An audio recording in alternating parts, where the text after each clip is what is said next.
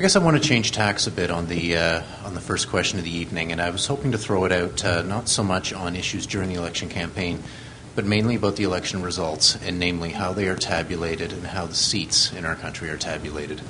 Obviously, we've heard a lot lately about proportional representation or other forms. And I guess I just want to hear each of the parties' thoughts. I'm going to assume we know where certain parties stand a little more than others. But I guess I'm curious, given that Ontario obviously asked the question in the last provincial election regarding it, what lessons have we learned from that? Where are we right now, and where do we need to go? It will definitely affect us, probably the most, in the NDP as well.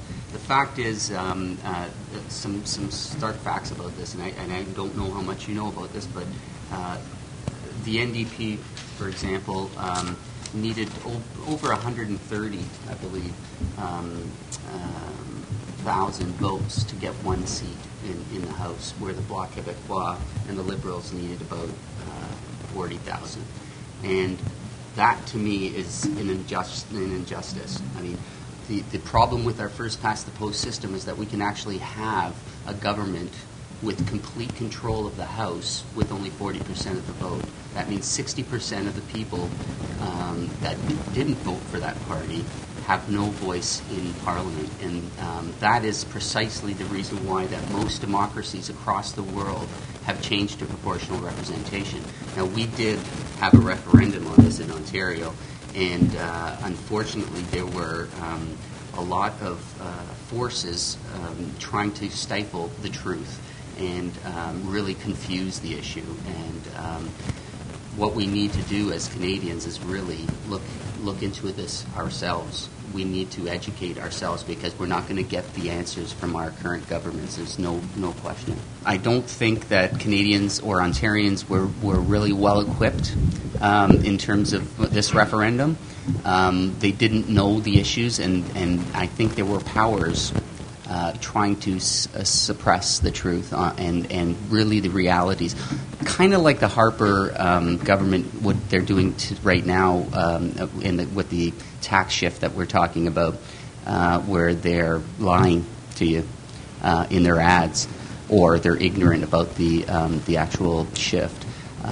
So we have to, as Canadians, recognize when we're being told the truth, number one, or being deceived to sneakily by ad campaigns and or by people or parties who don't want this to happen in this country for their own self-interest and not for the interest of us as Canadians. So basically what we're saying as the Green Party is that we think every voice should be heard. And with proportional representation, I think that would deliver that to our country. The fact is, right now, with minority governments, coalitions need to exist. To have anything pass in Parliament, we need agreement. And proportional representation, in my view and in our party's view, is the way of the future. No problem. BC almost passed a PR system in their last provincial go-around, and I think that the cutoff was 60%, and they had a 57% approval. Just as an anecdote, in the Liberal leadership contest, we had 5 national debates, and in each one we would draw straws to see who got to debate. We broke ourselves into groups of 3 and 2, and there was one where Stéphane Dion and I were the last, and we ended up being the last 2 to debate each other. And the question came, what are you have to debate with each other your respective views on proportional representation? And we looked at each other and we laughed, because we already had lots of discussion about this, and we both agreed we're both on the public record as being supportive of some kind of proportional representation. Now, the Liberal Party has not come out and established a position. So I can say that there are some of us, though, in the party who have been public about it.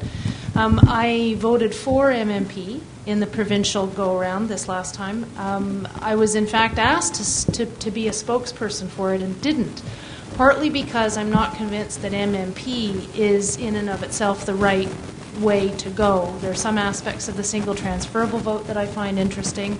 I'm a bit concerned about the MMP approach using lists, but I know that there are a number of us who are open to having a larger conversation about how to increase the level of proportional representation. I don't think it's right that we have a Green Party that, how many votes did you get in the last 800,000, 700,000? That's a lot of Canadians. And there are some of us who feel strongly that we should have a greater level of PR. Historically, the New Democrats have always supported some measure of proportional representation because we always get excluded from Parliament regardless of the number of votes we pull out of the elections. We traditionally run, anywhere between 20 and 30% of the vote, and based on a 300-seat Parliament, 308-seat Parliament, we should be represented by, and the people who voted for us should be represented by at least 70 or 80 members of Parliament. Instead, we are segregated down to a little rump party in the back with our 20 or so MPs, 25 if we're really doing well in a particular year, and all of those Canadians, almost a full quarter of Canadians who voted for us, are left out with no one to represent them. You talked about our situation, and so I'm going to be so bold as to steal from Lou last night when we debated, the three of us, this issue. And you made such a great point last night, Lou, when you say that when we hear the Harper government talk about how they are a majority government, that's a false statement. They're not. They have maybe 38 to 40% of the Canadian population behind them. That means 60 to 62% are not. That's an overwhelming majority of Canadians do not support this government and did not when they were elected. So even though we're looking at a majority situation, potentially after next week, no, we're not. Okay. Even though we're looking at a maybe potential minority, let's be hopeful.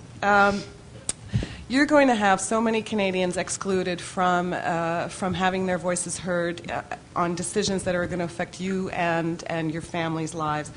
Our party has a very detailed platform with respect to proportional representation, but I also want to pull into that there, and I'm probably running out of time here, but here's the fact. If you live in Prince Edward Island, your vote counts 4 times that of a vote in downtown Toronto. 4 times. And that is because by the British North America Act, PEI must have 4 members of Parliament. They have an entire population in that province of 250,000 people. That means that 75 to 80,000 people get 4 votes to your 1. That's not right either. So we've got to change it. We've got to get more people in Parliament representing the actual views of Canadians who vote.